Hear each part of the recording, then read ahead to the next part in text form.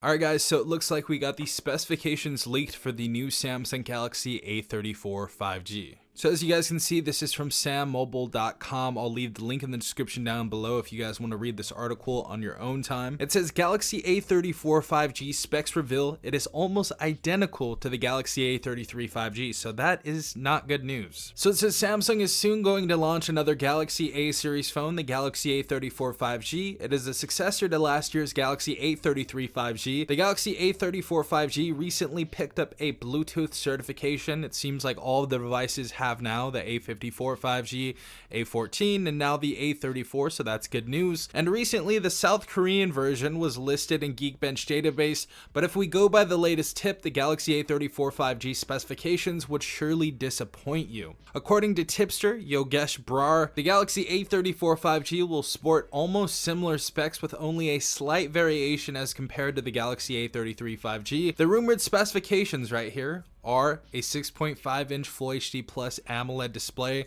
with a 90 Hz refresh rate, a 5000 mAh battery with a 25 watt charging support, and IP67 water and dust resistance. The A34 5G is speculated to come in 6 and 8 GB variants and will offer 128 and 256 GB storage options.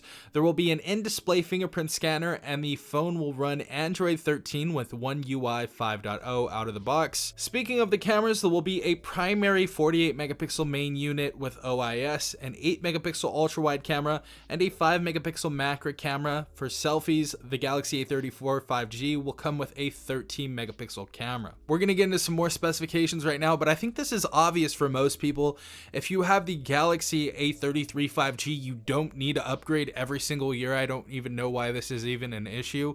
If you have the A32, this may be a good upgrade for you, or if you have something a little worse than that, maybe a good upgrade for you. But if you just don't want to save your money and you guys just want to splurge on a phone this year, then go for something bigger. If you have the A30 series from last year, like the A33, go to the A54 or something like that.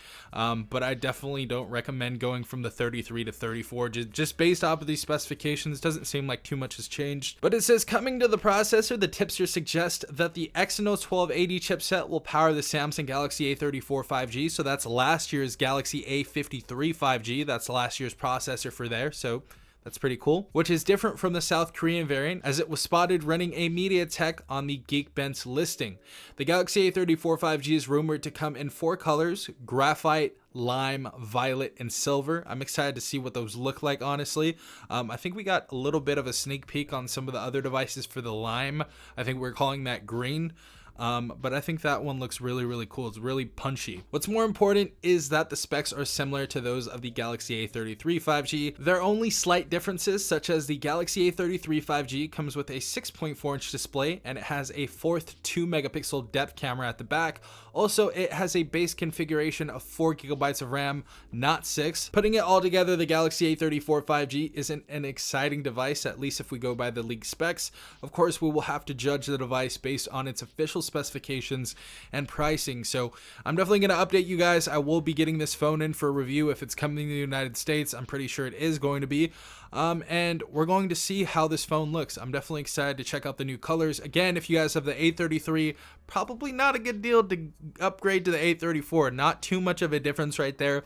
I think the biggest difference, just like they said, is our base model is going to have 6 GB of RAM. So we're going to have 2 options: 6 gigs with 128 storage and 8 gigs with 256. And I think it's really nice to see an A30 device have a base RAM and storage of 6 and 128. I think that's actually pretty good. So this may be a good device for somebody that is upgrading from the 32 instead of the 33. Also, gonna have Android 13, so if you're stuck at 11 on the 33 or 32 or whatever, this is gonna have that. And it's gonna have a little bit of a tweak in the design. As you guys know, it looks a little bit more flagshipy. I don't think we're gonna have a hole punch for the front of the screen and the camera, the selfie camera. I think it's just going to be a little bit of like a V-neck or whatever they call it right there, a teardrop notch. I don't like that design. I think it's really played out, and I hope they change that on every single device next year. But thought about that last year as well, and they still didn't change it. So this may be something that we see for a while. But let me know what you guys think in the comment section down below. And if you guys are not subscribed, subscribe and hit the notification bell. This has been Safam from TechRight.